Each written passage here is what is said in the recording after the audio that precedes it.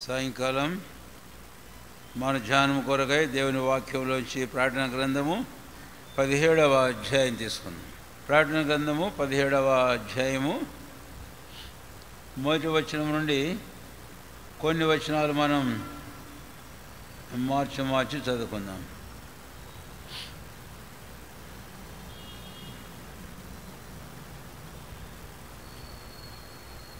ఆ 7 పాత్రలను పట్టుకొని ఉన్న 7 దేవదూతల్లో ఒకడు వచ్చి నాతో మాట్లాడుచు ఇలాగు చెప్పాను, నీవిక్కడికి రమ్ము, విస్తార జలముల మీద కూర్చున్న మహావేశ్యకు చేయబడు తీర్పు నీకు కనుపరిచెదను.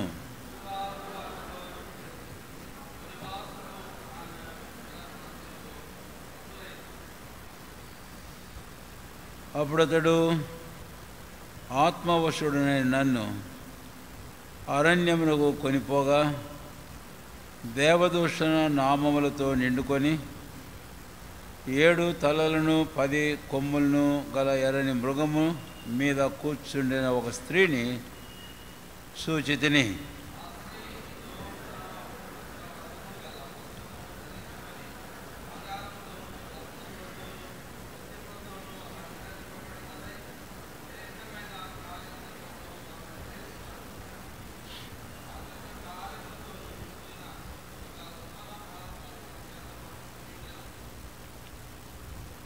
దాని నొసట దాని పేరు ఇలాగు వ్రాయబడి ఉండెను, మర్మము.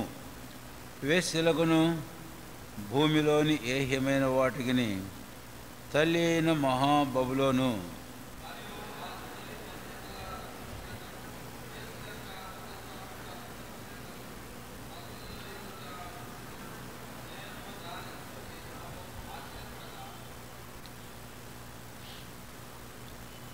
ఆ దూత నాతో ఇట్లనెను, నీవేలా ఆశ్చర్యపడితివి? ఈ స్త్రీని గూర్చిన మర్మమును 7 తలలను 10 కొమ్ములను కలిగి దాని మోయుచున్న క్రూర మృగమును గూర్చిన మర్మమును నేను నీకు తెలిపెదను.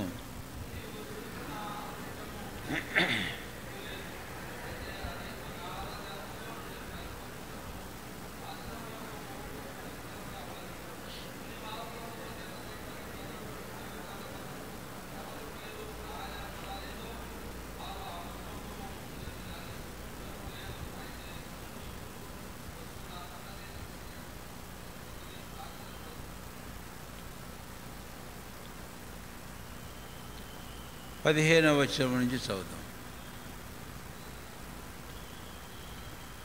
15వ వచనం నుండి.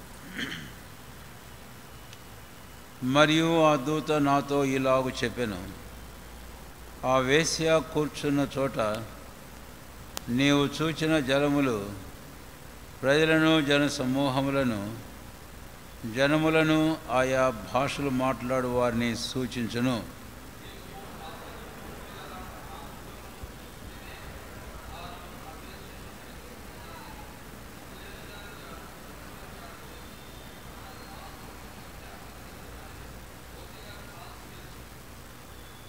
దేవుని మాటలు నెరవేరు వరకు వారు ఏకాభిప్రాయం గలవారై తమ రాజ్యమును ఆ మృగమునకు అప్పగించుట వలన తన సంకల్పము కొనసాగించినట్లు దేవుడు వారికి బుద్ధి పుట్టించెను.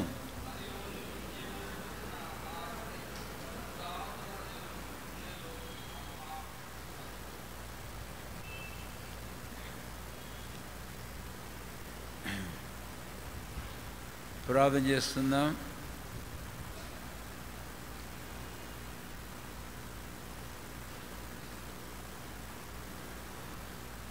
ప్రేమ కలిగిన మా తండ్రి, మాకు అనుగ్రహించిన ఈ సాయంకాల సమయానికి స్తోత్రాలు చెల్లిస్తున్నాం. ఈరోజు ఉదయకాలం నిన్న కొమ్మినేరు వారి పాలెంలో చుట్టూ గ్రామాలు, ఈరోజు ఉదయకాలం సువార్తంతుల్లో సహాయపడుతూ వచ్చారు. నేను రాత్రి ఈరోజు ఉదయకాలం మీటింగ్స్లో కూడా చూపిన దయకే స్తోత్రాలు. సాయంకాలం సిస్టర్స్ కూడా ఇటు కంపాలెం, గోపాల్ నగర్ ఎక్స్టెన్షన్ ఈ ప్రాంతం అంతట్లో కూడా మరి పరిచయం చేయడానికి మీరు సహాయపడినందుకై మీకు స్తోత్రాలు చెల్లిస్తున్నాను. ప్రభునందు మీ ప్రయాసం వ్యర్థం కాదని సెలవు ఇచ్చిన దేవుడు, ఈ పరిచర్యను మీరు ఆశీర్వదించండి. సాయంకాలం మీ పరిశుద్ధమైన వాక్యమును ధ్యానమును మాకు దీవించు. మా గమనాన్ని ఇచ్చినటువంటి భాగముకై స్తోత్రాలు. ప్రభా, మా కన్నులు తెరువుము. మీ ధర్మశాస్త్రంలో ఆశ్చర్యమైన సంగతులు మేము చూడడానికి మీ ఆత్మ ద్వారా మాకు ప్రత్యక్షత గల మనసు దయచేయము. అట్లా ఈ ప్రవచన వాక్యములను, చరిత్రను మీరేమైతే యుగాంతమందున మాకు బుద్ధి కలడానికి రాయించి ఉంచారో వాటి ద్వారా మాకు కావలసిన మేలు అనుగ్రహించు. మీ వాక్యం నుంచి మీ అభిషేకమును కోరుచు యేసు ప్రభు వారి శ్రేష్టమైన నామమును స్తుతించి ప్రార్థించి వేడుకొనుచున్నాము తండ్రి. ఆమేన్.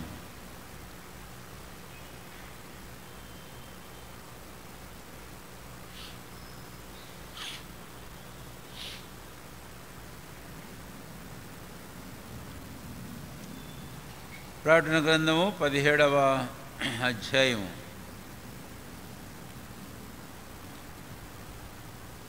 మనము మొదటి 8 వచనాలు, చివరి 3 వచనాలు మనం చదివాం.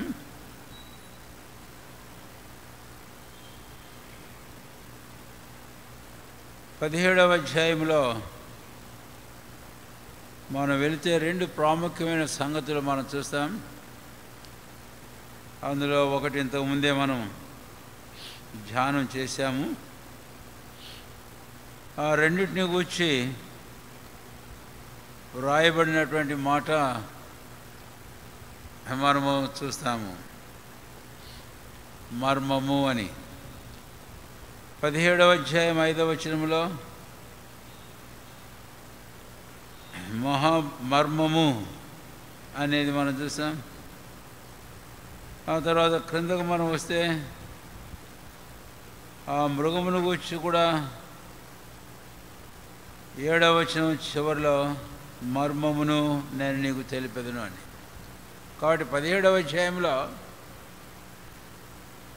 ఇక్కడ మృగమును గూర్చి, స్త్రీని గూర్చి మనం చూస్తాం. ఈ 2 మర్మము అని వ్రాయడం కూడా మనము గమనించవలసి ఉన్నాం. సరే, ఇప్పుడు ఈ రెండిటి విషయం మనం చూస్తే పదే ఒక మాట బబులోను అనేది మనము చూస్తాము, మహాబబులోను అని. అలాగే 18వ అధ్యాయంలో కూడా ఆ బబులోను గురించి మనం చూస్తాం. గమనించండి దయచేసి. ప్రకటన గ్రంథం 17, 18 అధ్యాయాలు అవి బబులోను. అయితే 17వ అధ్యాయంలో ఉండే బబులోను అది మత సంబంధమైన బబులోను, అది రిలీజియస్ బాబిలోన్. 18వ అధ్యాయంలో ఉండే బబులోను అది పొలిటికల్ బాబిలోన్, రాజ్య సంబంధమైన బబులోను. అయితే రెండింటి గురించి మరొక మాట వాడుతున్నాను. 17వ అధ్యాయంలో మత సంబంధమైన బబులోను ఒక స్త్రీకి చెప్పబడుతూ స్త్రీని చూపించాడు. తర్వాత 18వ అధ్యాయంలో రాజ్య సంబంధమైన బబులోను ఒక పట్టణము అని మనము 18వ అధ్యాయానికి వచ్చినప్పుడు మనం చూసాం. కాబట్టి ఇది మనం తేటగా అర్థం చేసుకోవాల్సిన వారంగా ఉన్నాం. మత సంబంధమైన బబులోను ఒక స్త్రీ, రాజ్య సంబంధమైన బబులోను ఒక పట్టణము అనే విషయాన్ని ఇక్కడ మనము చూస్తాం. అయితే ముందుగా బబులోను గురించి మనం దాని చరిత్ర కాస్త చూడడం చాలా అవసరం అనుకుంటాను. ఈ బబులోను అసలు ఎక్కడ ఆరంభమైంది అనే విషయానికి మనం వస్తే దయచేసి ఆదికాండము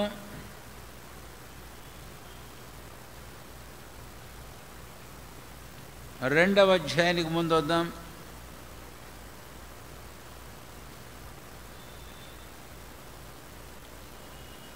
12వ వచనం. ఆ దేశపు క్షమించండి, 4వ నది పేరు రావాలి మనం. 14వ వచనం. 3వ నది పేరు హిద్దెకెలు, అది అషూరు తూర్పు వైపున పారుచున్నది. 4వ నది యూఫ్రటీసు. దయచేసి ఆ మాట గమనించండి. 4వ నది అది యూఫ్రటీసు అని మనం చూస్తాం. యూఫ్రటీస్ అనేది ఒక నది పేరు. అయితే ఈ యూఫ్రటీస్ అనే నది ఎక్కడ ఉంది అనే విషయానికి కన్నా మనం వస్తే కనుక, అంటే ప్రస్తుతమైతే అది ఇరాక్లో మనం చూస్తాం దాన్ని. అయితే ఏన్షియంట్గా మనం వెళితే అది బబులోను, మెసొపొతేమియా లేక కల్దీల దేశం అని కూడా మాట్లాడము మనము చూస్తాం. సరే, ఇప్పుడు ఎందుకు ఈ మాట నేను జ్ఞాపం చేశాను అనంటే,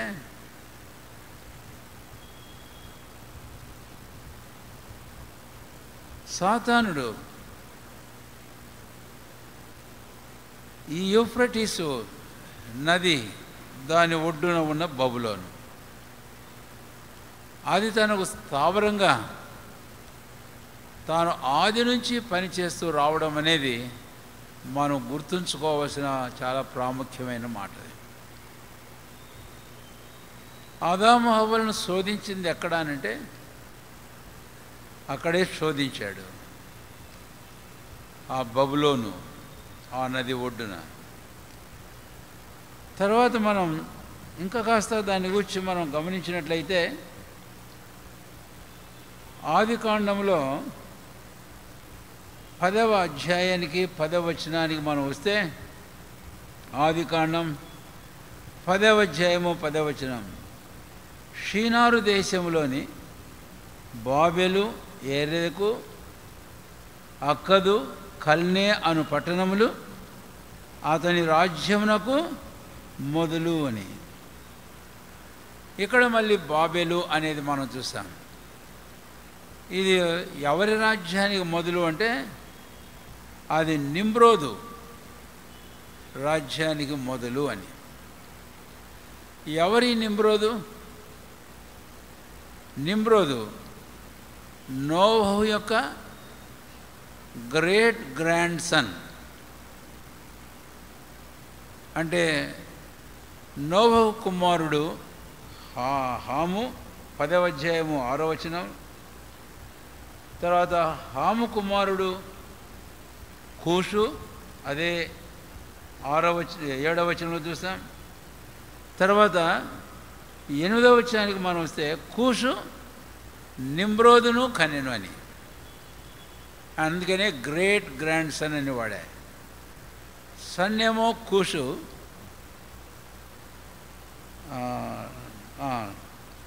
సన్ ఏమో హాము. తర్వాత హాము కుమారుడు కూషు మనముడు. ఆ మనమునికి ఇంకో కుమారుడు పుట్టాడు, వాడి పేరు నిమ్రోదు అని. కాబట్టి నోవహు యొక్క గ్రేట్ గ్రాండ్ సన్ అని. ఇప్పుడు ఆదికాండం 6వ అధ్యాయము 7, 8 అధ్యాయాల్లో మనం చూసినప్పుడు దేవుడు జలప్రలయం చేత భూమి యావత్తును పుత్తిహత్తుడు పెట్టాడని మనం ఎరుగుదాం. అయితే ఒక కుటుంబాన్ని మిగిలించాడు, అది నోవహు, నోవహు భార్య, తర్వాత కుమారులు, కోడన్లు, 8 మంది. 8 మంది ఆదికాండం 8వ అధ్యాయంలో భూమి మీదకి వచ్చారు. 9వ అధ్యాయంలో వారు మరికి సేద్యం చేయడం మొదలుపెట్టారు. ఆ రోజు ఆదాము చెప్పినట్లు ఆదికాండం 2:15లో, వీళ్ళు 9వ అధ్యాయం ఆదికాండంలో మళ్ళీ సేద్యం చేయడం మొదలుపెట్టారు. అయితే ఆ తర్వాత జనములు భూమి మీద ఏమైనారు అంటే విస్తరిస్తూ వచ్చి, ఇప్పుడు మనం చూసాం నోవహు, హాము, కూషు, నిమ్రోదు. ఇప్పుడు మనం 11వ అధ్యాయానికి మనం వెళితే రండి దయచేసి 11వ అధ్యాయం. వారు తూర్పున ప్రయాణమై పోవుచుండగా షీనారు దేశమందు ఒక మైదానం వారికి కనపడను.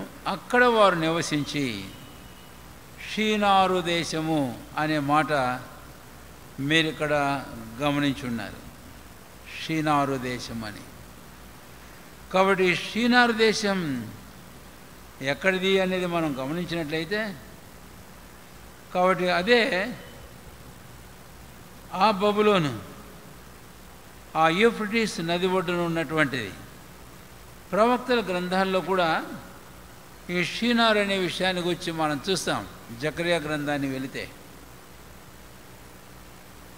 కనుక ఇప్పుడు మళ్ళీ జలప్రలయం తర్వాత నోవహు మునిమనువుడు, నిమ్రోదు, వారితో కూడా ఇంకా జనాలు, అప్పటికి భాష ఒకటే, జనం ఒకటే. వీళ్ళందరూ ఎక్కడ చేరారు అని అంటే 11వ అధ్యాయంలో వారు షీనారు దేశం, తూర్పున షీనారు దేశం. అక్కడ ఒక మైదానంలో వారు ఏం చేశారు అంటే ఒక గోపురం కడదాం రండి అనుకున్నారు. గోపురం కడదాం రండి అని అనుకోవడం అనేది అది దేవుని యొక్క పరిశుద్ధమైన మార్గానికి భిన్నమైన విరోధమైన మార్గం. ఆకాశం అంటే గోపురం ఎందుకు అంటే ఆకాశానికి ఎక్కిపోవడానికి, దిగిరావడానికి.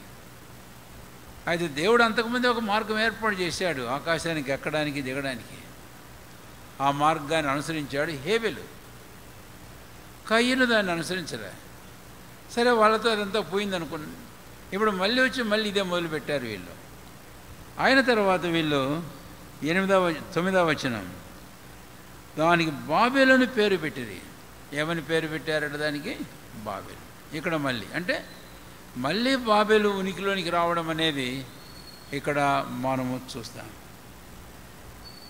దీన్ని బట్టి మనకు అర్థమయ్యేది ఏంటి అని అంటే, బాబేలు శత్రు సాతానుడు ఈ బాబేలును తనకు స్థావరంగా, తన కార్యకలాపాలు జరిగించి దాని కొరకు ఒక స్థావరంగా వాడు ఏర్పాటు చేసుకున్నాడు. ఇప్పుడు మళ్ళీ ప్రకటన గ్రంథం అంటే పరిశుద్ధ గ్రంథం బైబిల్ చివరికి వెళితే అంతకంటే ఇంకో మాట చెప్పడం బాగుంటుందేమో. మానవుడు పతనం యొక్క ఆరంభం, సాతాను యొక్క మరి కార్యం యొక్క ప్రారంభం నుంచి వాని కార్యం యొక్క ముగింపుకు మనం వెళ్తే మళ్ళీ బబులోను కనపడుతుంది. అందుకని నేను ఈ మాటలు మీకు జ్ఞాపం చేస్తాను. కాబట్టి ఇది సిటీ ఆఫ్ బాబిలోన్, అదొక ప్లేస్, అదొక పట్టణం ఎక్కడుంది అనే విషయాన్ని గురించి నేను మీకు జ్ఞాపం చేశాను. అయితే ఎక్కడుంది అనే దానికంటే సాతానుడు తన కార్యకలాపాల ఆరంభం నుంచి ముగింపు వరకు జరిగించి దానికి ఏర్పాటు చేసుకున్న ఒక స్థలం, అదొక స్థావరం అని మనం చూస్తాం. అది మనం గుర్తుంచుకోవాలి ఖచ్చితంగా. మనం ప్రకటన గ్రంథం 2వ అధ్యాయంలో మనం గమనించినప్పుడు వాడు తన స్థావరం ఒకవేళ తాత్కాలికంగా మార్చినట్లున్నాడు. ప్రకటన గ్రంథం 2వ అధ్యాయం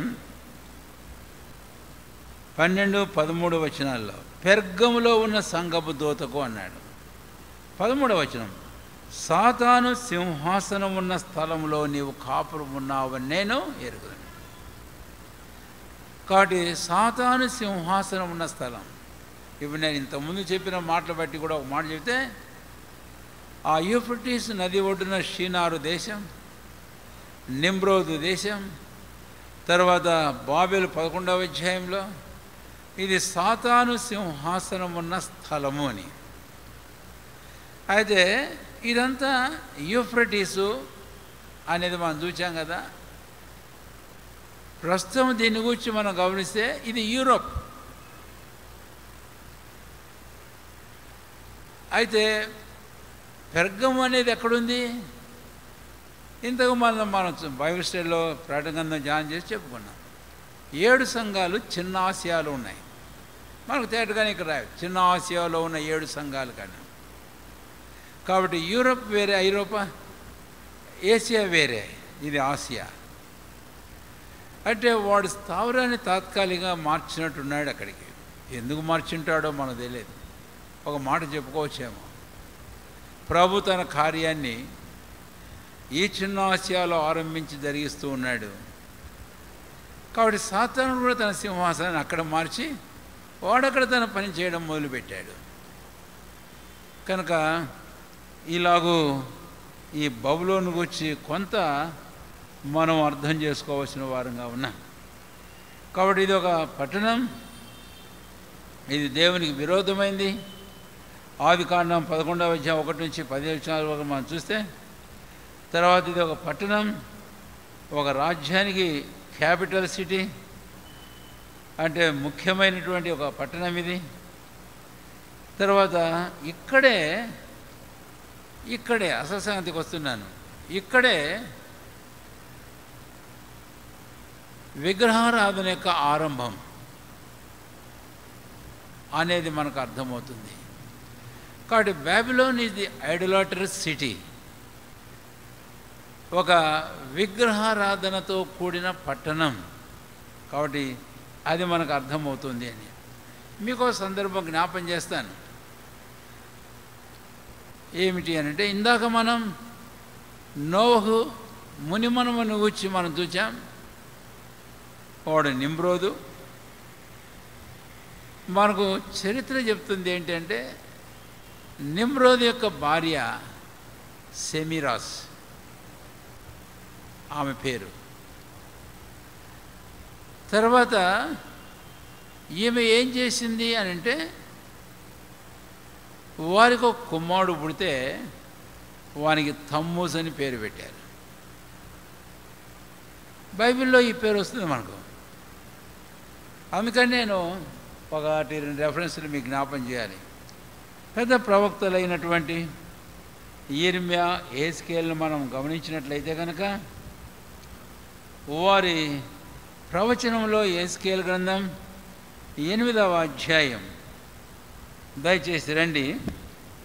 యెహెజ్కేలు గ్రంథం 8వ అధ్యాయం 14వ వచనం. యెహెజ్కేలు 8వ అధ్యాయము 14వ వచనం. యెహోవా మందిరపు ఉత్తర ద్వారం దగ్గరనున్న నన్ను దింపగా, అక్కడ స్త్రీలు కూర్చుండి తమ్మూజు దేవతను గూర్చి ఏడ్చుట చూచితిని. ఏ దేవత అంట? తమ్మూజు దేవతను గూర్చి ఏడ్చుట నేను చూచితిని. తర్వాత ఈ తమ్మూజు యొక్క తల్లి యిర్మీయా గ్రంథానికి మనం వెళితే, అక్కడ 7వ అధ్యాయంలో ఈమెకు పేరు మనం చూస్తాం. 7వ అధ్యాయము యిర్మీయా గ్రంథం 17వ వచనం 18వ వచనానికి వస్తున్నాను. 18. నాకు కోపం పుట్టించినట్లు ఆకాశ రాణి దేవతకు పిండి వంటలు చేయవలనని, అన్య దేవతలకు పానార్పణలు పోయవలనని. కాబట్టి ఇక్కడ ఆకాశ రాణి, queen of heaven, queen of heaven, ఆకాశపు రాణి. కాబట్టి ఇక్కడ మనం గమనించినట్లయితే కనుక మనకు తేటగానే అర్థమవుతుంది. కాబట్టి ఈ నిమ్రోద్ ఎవడు, తర్వాత తన భార్య, వారు ఏం చేశారు, దానికి సంబంధంలో మనకి ఈ ప్రవక్తలు రాసిన గ్రంథంలో చూస్తే విగ్రహారాధన. కాబట్టి ఆకాశపు రాణి ఈమె కుమారుడు తమ్మూజుకు వాళ్ళు పూజ చేస్తున్నారట. ఇప్పుడు మీరు అంటే క్రిస్మస్ దగ్గరకు వస్తుంది, ఎక్కడ చూసినా కూడా పాకలేస్తారు. పాకలేయడమే కాకుండా మరియమ్మ ఒక శిశువును ఒళ్ళో పెట్టుకొని కూర్చున్నట్లు కూడా ఆయన్ని ఏర్పాటు చేస్తుంటారు. అంటే ఆమె తల్లి అయిన మరి అని, తర్వాత ఊళ్ళో ఉన్నటువంటి ఆయన యేసుక్రీస్తు ప్రభు అని మనకు చూపిస్తారు. ఇదంతా ఫాల్స్. ఎక్కడి నుంచి వచ్చింది ఇదంతా అంటే ఇక్కడి నుంచి వచ్చింది. ఈ ఆకాశపు రాణి తన కుమారుడైన తమ్మూజును ఒళ్ళో పెట్టుకొని కాబట్టి తాను కుమారుడు ఇద్దరు పూజించబడుతున్నారు. కాబట్టి తమ్మూసు సన్ గాడ్ అని పేరు. కనుక సన్ గాడ్ అంటే ఎస్యుఎన్ సన్ అని చెప్పచ్చు, అంటే సూర్యదేవత. మనం చూస్తాం ఈ ప్రవక్తల గ్రంథంలోనే, మనం ఎక్కువ అటు వెళ్ళడం లేదు. కాబట్టి ఇక్కడ మనం చూస్తే ఈ నిమ్రోదు భార్య వారి కుమారుడు తమ్మూస్. కాబట్టి ఇక్కడే ఆరంభమైంది ఈరోజు ప్రపంచవ్యాప్తంగా విస్తరించిన విగ్రహారాధన. జీవముల దేవుని కాదని నిరాకరించి మనుషులు తమ చేతులతో చేసుకున్న తమ చేతుల పని అయినటువంటి వాటిని ఆరాధించి మ్రొక్కడం అనేది ఇక్కడ మొదలైంది. అంటే ఇదంతా సాతాను యొక్క తంత్రం, వాని యొక్క కుట్ర పన్నాగం. కాబట్టి ఎట్లా సైతానుడు ఆది నుంచి పనిచేస్తూ వస్తున్నాడు అనేది ఇక్కడ మీకు నేను ఈ బబులోన్ అనే విషయం వచ్చింది కాబట్టి కొంత జ్ఞాపం చేయడానికి ఇలాగ వచ్చింది. కాబట్టి దయచేసి సంగతులు ఇంతటితో మీకు అర్థమవుతాయని నేను అనుకోవడం లేదు. వాటిని గురించి మనం తలంచడం అనేది అవసరం అని. తర్వాత అది మొదలుకొని మనం చూస్తాం చివరి వరకు, ప్రకటన గ్రంథం 17వ అధ్యాయం వరకు. 18వ అధ్యాయంలో పట్టణం, పొలిటికల్ బ్యాబిలోన్. 17వ అధ్యాయంలో రిలీజియస్ మత సంబంధమైనటువంటి బబులోన్ను మనము చూస్తాం. సరే, ఇప్పుడు రెండు దయచేసి ఈ 17వ అధ్యాయంలో బబులోన్ అంటారు, 18వ అధ్యాయంలో ఆ బబులోను కూలిపోయిన అంటారు. మరి 17వ అధ్యాయంలో స్త్రీనా కూలిపోయింది, లేక 18వ అధ్యాయంలో కూలిపోయింది ఇంకేమైనా ఉందా అంటే ఆ స్త్రీ ఈ పట్టణం రెండు వేరేనండి.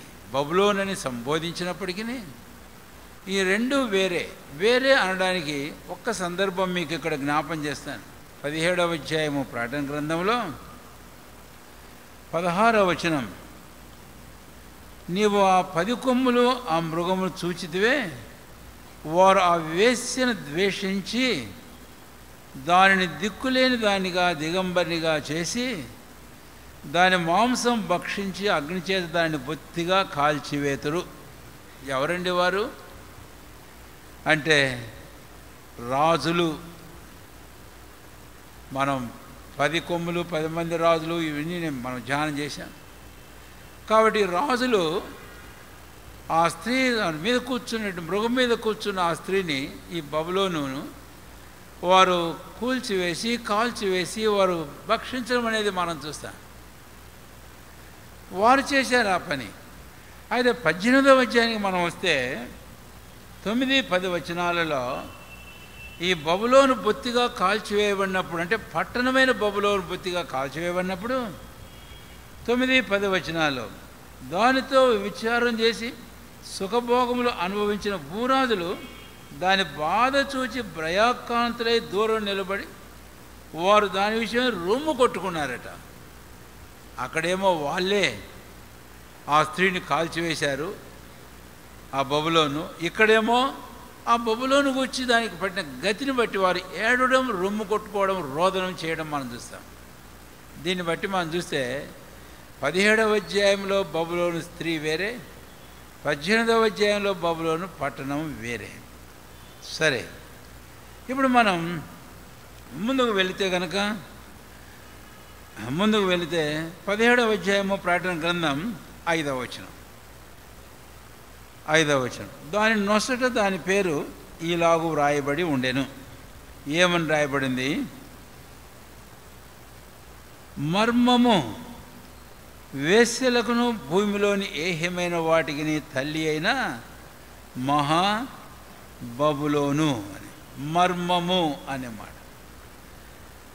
ఇప్పుడు మర్మం అనే మాట మనకు బైబిల్లో పలు సందర్భాల్లో వస్తుంది.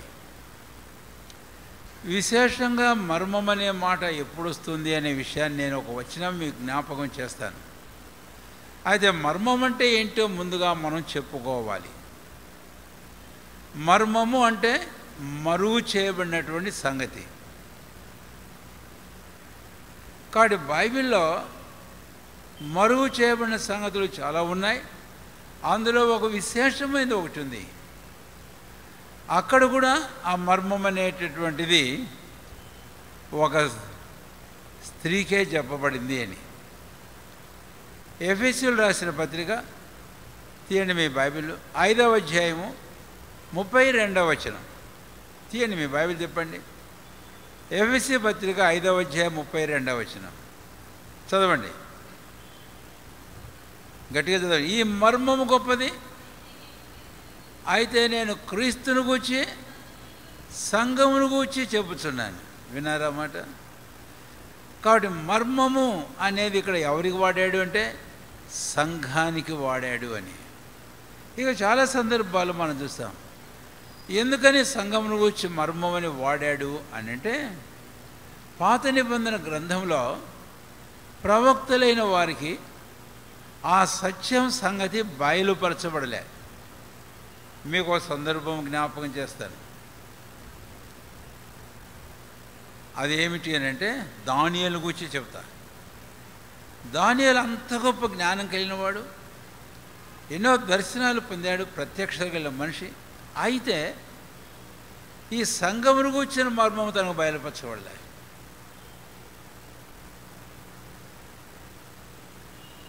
అది ఎట్లా మనకు అర్థమవుతుంది తనకు బయలుపరచబడలేదని అంటే, దానియేలు గ్రంథం 9వ అధ్యాయంలో 70 వారాల గురించి దేవుడు దానియేలుకు బయలుపరిచాడు. 70 వారాల గురించి బయలుపరిచినప్పుడు 7 వారములు 62 వారములు రెండు కలిపి 69 వారాలు అభిషిక్తుల అధిపతి నిర్మూలన చేయబడును. ఎవరది? ప్రభువైన యేసుక్రీస్తు వారి యొక్క మరణం. ఆ యెరూషలేము పట్టణం కట్టబడడం, దాని సంగతి కూడా అందులో చూస్తాం. ఆయన తర్వాత వెంటనే 70వ వారాన్ని గురించి మాట్లాడాడు దానియేలు. ప్రభు కూడా ఆ విషయాన్ని గురించి మత్తయి సువార్త 24వ అధ్యాయం 15వ వచనంలో దానియేలు ద్వారా చెప్పబడిన హేయమైన వస్తువు పరిశుద్ధ స్థలంలో నిల్చుట మీరు చూడగానన్నారు.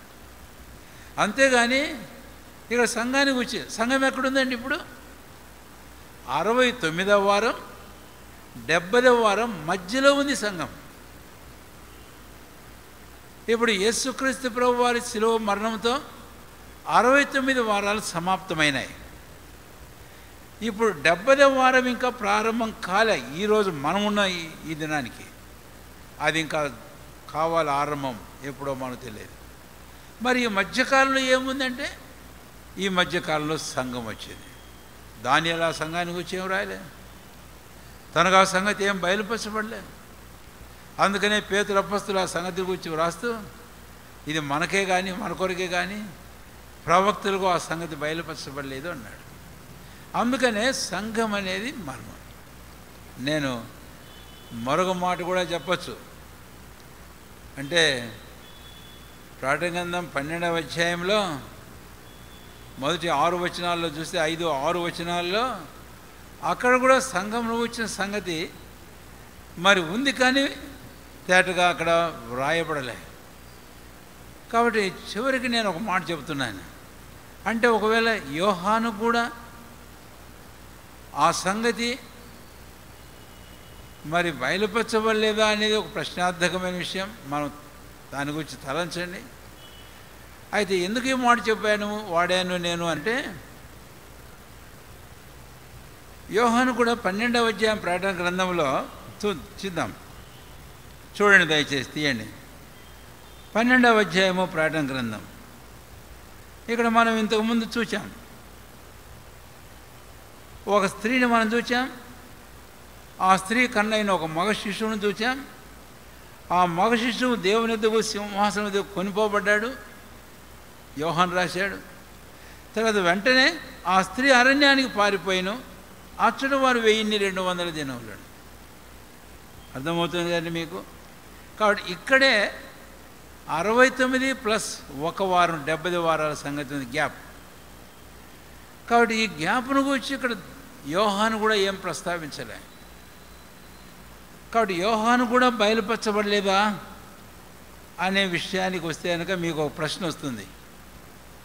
యోహానుకు బయలుపరచబడకపోతే 7 సంఘాలకని రాశాడని మీరు అంటారు. కాదని రాశాడు.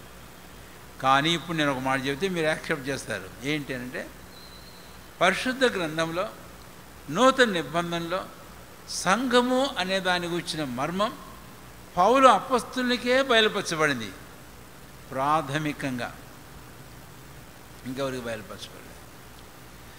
కాబట్టి పౌలు అపొస్తలుడు ఎఫెసీ కొలస్సీలు రాసిన పత్రికలో విశేషంగా అంటాడు, ఈ మర్మమును వచ్చిన గృహ నిర్వాహకత్వం నాకు అప్పగించబడింది. I am given the stewardship of this mystery, none else. యోహాను, పేతురు, యాకోబులు కాదు. కాబట్టి పౌలు అపొస్తలునికి పరిశుద్ధైన ప్రభు ఆ సంఘమునకు వచ్చిన మర్మాన్ని బయలుపరిచాడు. కాబట్టి సంఘము అంతవరకు మర్మంగా ఉంది, ప్రవక్తలకు ఇంకా అనేకులకు దాచబడింది. అయితే ఒక టైం వచ్చింది, దేవుడు ఏర్పాటు చేసిన సాధనమైన పౌలు తనకు ఈ ప్రత్యక్షత ఇచ్చాడు.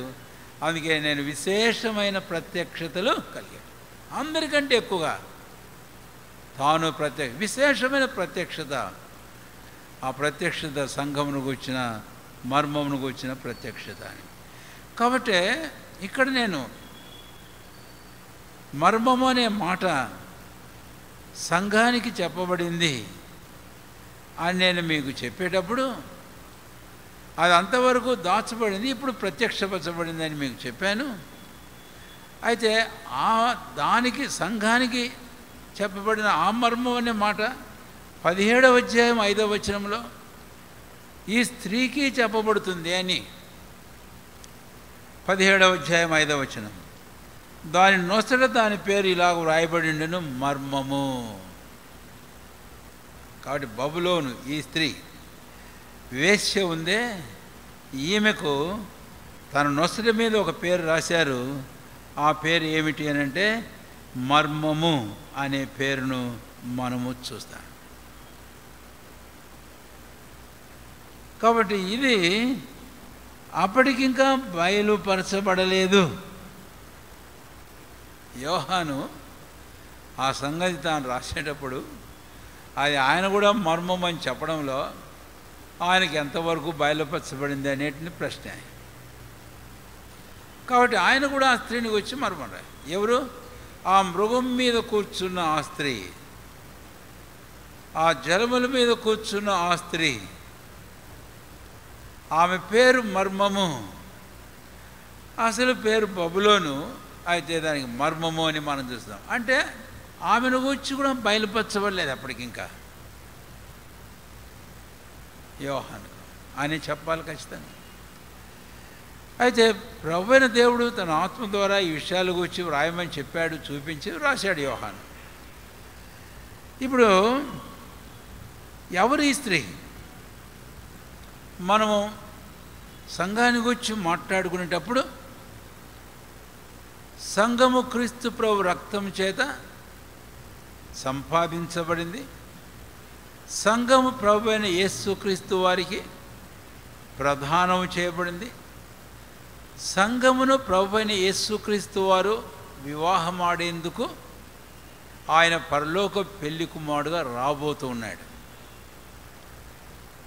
కాబట్టి సంఘం మర్మం అని చెప్పాక నేను క్రీస్తుని గురించి సంఘమును గురించి మాట్లాడుతున్నానని పౌలు అపొస్తలులు 5:32 ఎఫెసీలో చెప్పినప్పుడు పైన భార్యాభర్తల గురించి మాట్లాడుతూ వచ్చాడు. అదే సంఘము క్రీస్తు యేసు ప్రభు వారికి ప్రధానం చేయబడి ఆ గొర్రెపిల్లని ప్రభు అయిన క్రీస్తుకు భార్య అని ప్రకటన 19వ అధ్యాయము 7-8 వచనాల్లో మనం చూస్తే, ఇప్పుడు మరి ఈ మర్మం ఎవరు, ఈ స్త్రీ ఎవరు అనేది మనకు అర్థం కావాలి. ఈ స్త్రీ ఎవరు అని అంటే ఈ స్త్రీ కూడా ఒకని భార్యే. ఎవని భార్య? ఈ స్త్రీ అంత్యక్రీస్తు యొక్క భార్య, వైఫ్ ఆఫ్ యాంటీ క్రైస్ట్, క్రీస్తు విరోధి యొక్క భార్య అని. కాబట్టి ఎవరి మృగం మీద కూర్చున్న ఈ స్త్రీ, ఆమె బబులోను, దాని పేరు మర్మము. కాబట్టి ఆ మర్మము ఎవరు అని అంటే ఆమె క్రీస్తు విరోధి యాంటీ క్రైస్ట్ యొక్క భార్య అని మనకి ఇక్కడ ఖచ్చితంగా చెప్పాలి. అయితే ఈ సంగతి మర్మంగా ఉండింది కాబట్టి ఆ రోజు యోహాను రాసేటప్పుడు ఇది మర్మం అని రాశాడు. అయితే ఈరోజు ఈ లేఖనాలన్నీ మనం పరిశీలిస్తే, ఈ ప్రవచన గ్రంథాన్ని మనం పరిశీలిస్తే మనకు కొంత అర్థమవుతూ ఉంది అని. ఇప్పుడు ఈమెకు మరి పెట్టబడిన పిలువబడుతున్న పేర్లను మనము చూస్తాం. సంఘము యేసు ప్రభుని యొక్క బ్రైడ్ అయితే, ఈ బబులోను ఈ స్త్రీ వేశ్య యాంటీ క్రైస్ట్ యొక్క బ్రైడ్. 5వ వచనం, వేశ్యలకును భూమిలోని ఏహ్యమైన వాటికి తల్లి అయిన మహాబబులోను అని, మళ్ళీ బబులోను అనే పదం వచ్చింది. తల్లి అయినటువంటి మహాబబులోను అని. మనకు బైబిల్లో తల్లి అనే పేరు ఇంకొకరికి ఉంది. ఎవరో చెప్తారా మీరు? చెబుతారా అంట? ఎవరు? కాబట్టి ఇక్కడ ఒక తల్లిని చూస్తాం. అంటే దీనికంటే ముందు తల్లి కూర్చొని మాట్లాడతాం. యెరూషలేము ఇశ్రాయేలీలకు తల్లి.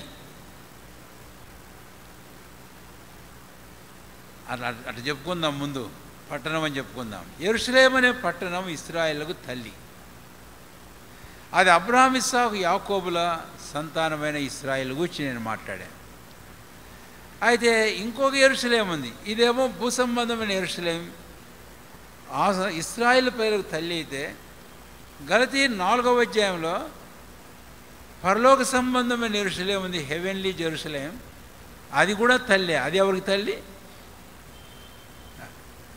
ఎవరికి తల్లి? అది మనకు తల్లి అన్నాడు పౌలు అపోస్తలుడు. మనకు అన్నప్పుడు పౌలు ఒక యూదుడుగా చెప్పడంలే, ఒక రక్షించబడిన దేవుని బిడ్డగా చెబుతున్నాడు. గలతీయులను కూడా కలుపుకొని మనకు అని అన్నప్పుడు గలతీయులు ఎవరు? ఇంకా తాను పత్రిక రాస్తే అన్యులకు రక్షించబడిన వారంతా అన్యులు.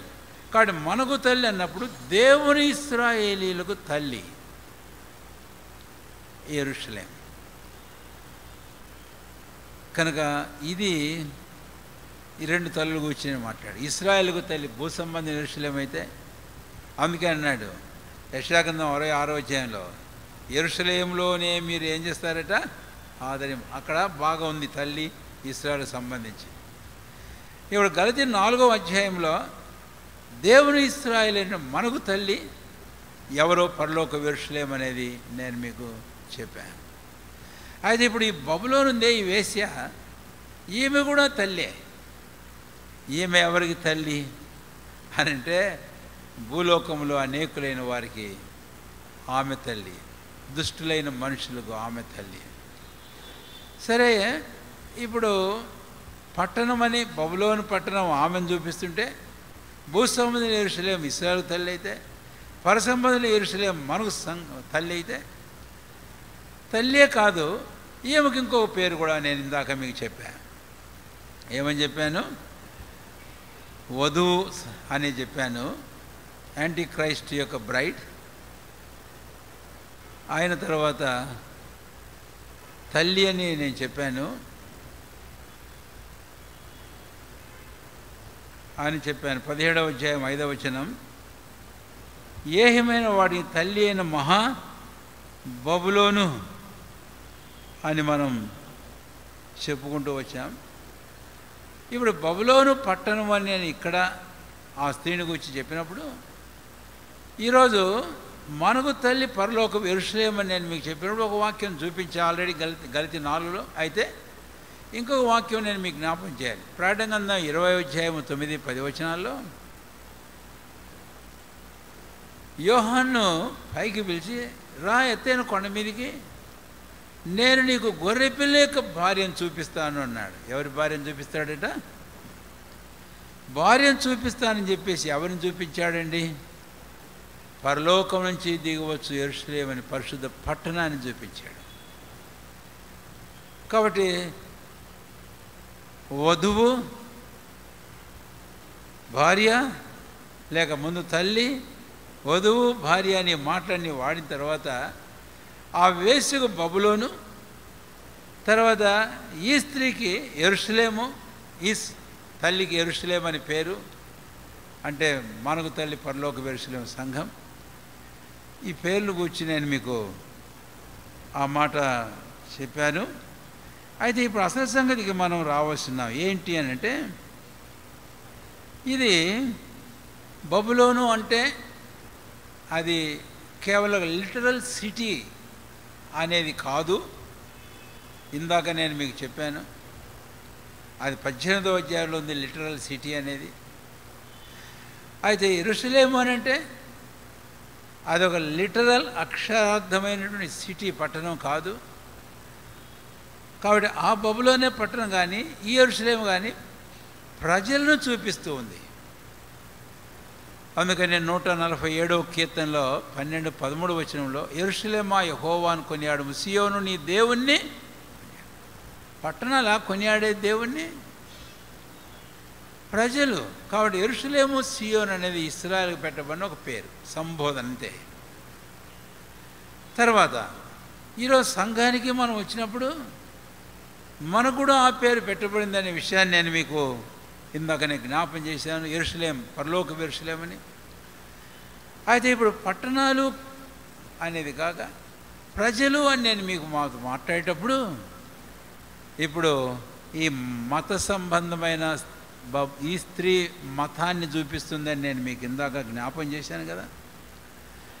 అలాగనే ఇప్పుడు ఈ యెరూషలేము కూడా, నేను ఆ పదం వాడుతున్నాను కానీ మీరు అది అడ్వాంటేజ్గా తీసుకోవద్దు, మతము అనేది.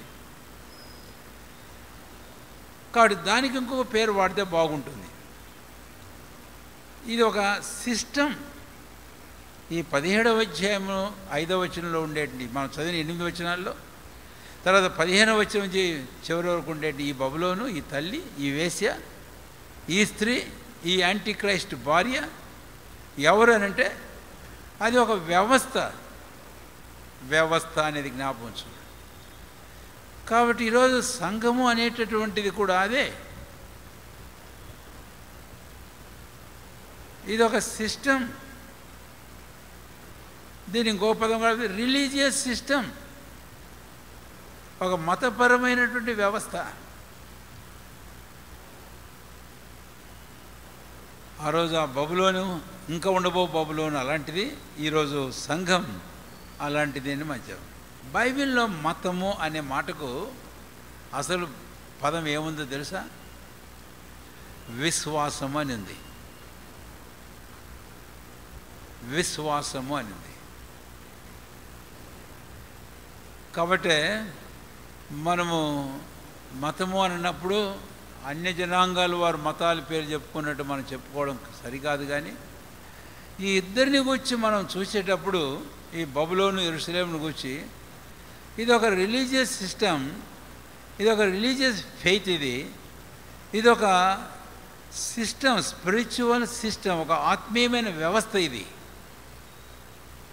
ఒక అక్షరానుసారమైన ఒక పట్టణమో ఏదో కాదు, ఒక ఆత్మీయమైన ఒక వ్యవస్థ ఇది. అందుకని సంఘాన్ని గురించి మనకు నేర్పించారు. భక్సింగ్ గారు ఏమన్నాడు?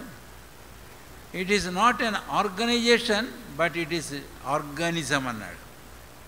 అంటే ఇది ఒక సంస్థ కాదు, ఒక సజీవమైనటువంటి ఒక అవయవం అన్నాడు. అది బైబిల్ చెబుతుంది. అందుకని ఒక సిస్టమ్ అన్నాడు. అదే మనం అక్కడ చూస్తాం. ఇప్పుడు నేను మీకు చెప్పే మాట ఏంటంటే, ఆ స్త్రీని గురించి మనం ఇప్పుడు 2 మాటలు చెప్పుకున్నాం. తల్లి అని మనం చెప్పుకున్నాం, వధువు లేక భార్య అని మనం చెప్పుకున్నాం. అయితే ఇంకో మాట నేను చెబుతున్నాను. ఇవి ప్రభువైన యేసుక్రీస్తు వారి యొక్క భార్య ఎలాగైతే ఒక సంఘమో, ఒక సిస్టమో, ఒక వ్యవస్థ, అలాగే యాంటీ క్రైస్ట్ కూడా ఒక వ్యవస్థను ఏర్పాటు చేసుకున్నాడు, క్రీస్తు విరోధి. కనుకనే ఆ స్త్రీకి తర్వాత క్రీస్తు విరోధికి ఉండే సంబంధం ఏమిటో మనకు అర్థం, ఆ మృగానికి ఉండే సంబంధం ఏంటో మనకు అర్థం.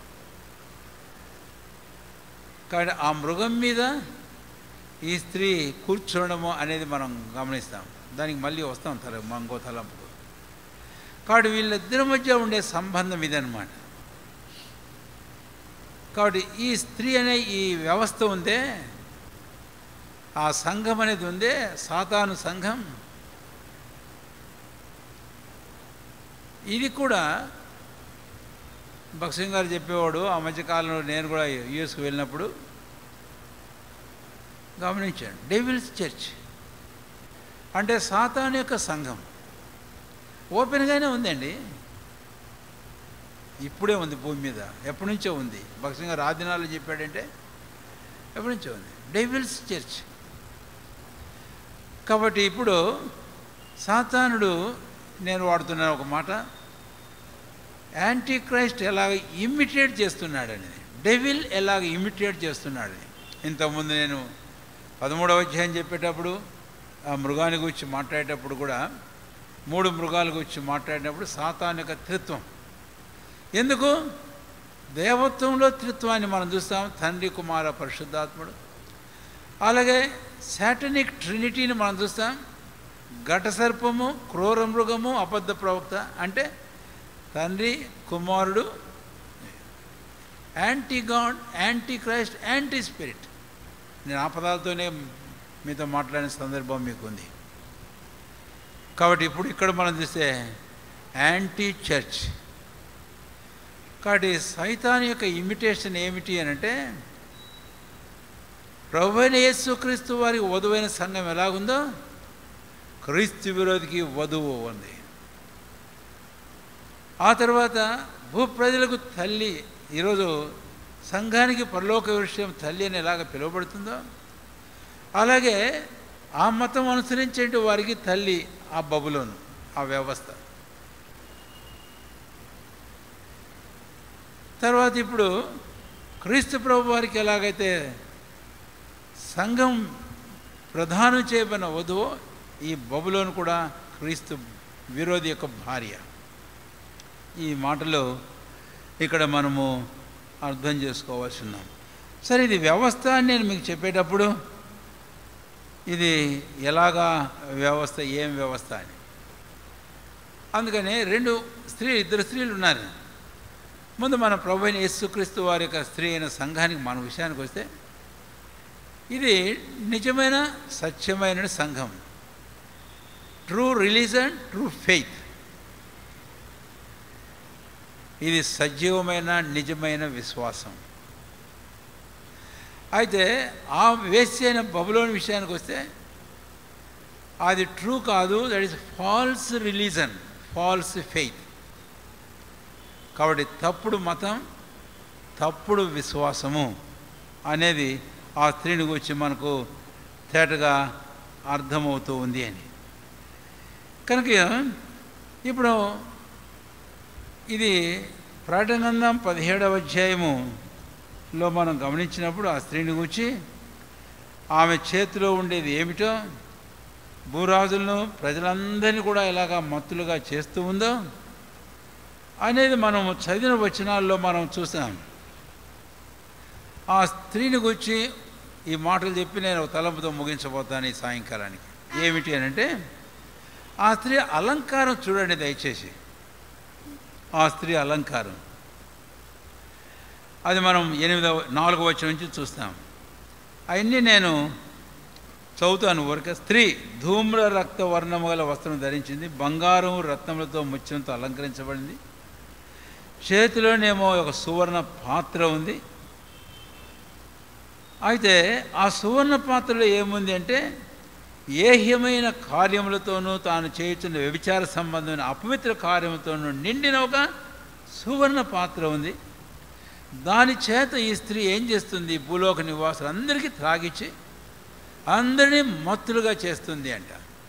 ఇప్పుడు మనకు చేటగానే అర్థమవుతుంది, ఏహ్యమైన అపవిత్రమైన ప్రతి కార్యంతో నింపబడింది అంటే దట్ ఈస్ ఫాల్స్ రిలీజన్. అది తప్పుడు విశ్వాసం, తప్పుడు మతం అనే సంగతి మనకు అర్థమవుతుంది. ఇది నేను ఈ మాట చెప్పిన తర్వాత సంఘం ఇలాంటిది కాదు. సంఘాన్ని గురించి బైబిల్ ఒక మాట వాడాడు.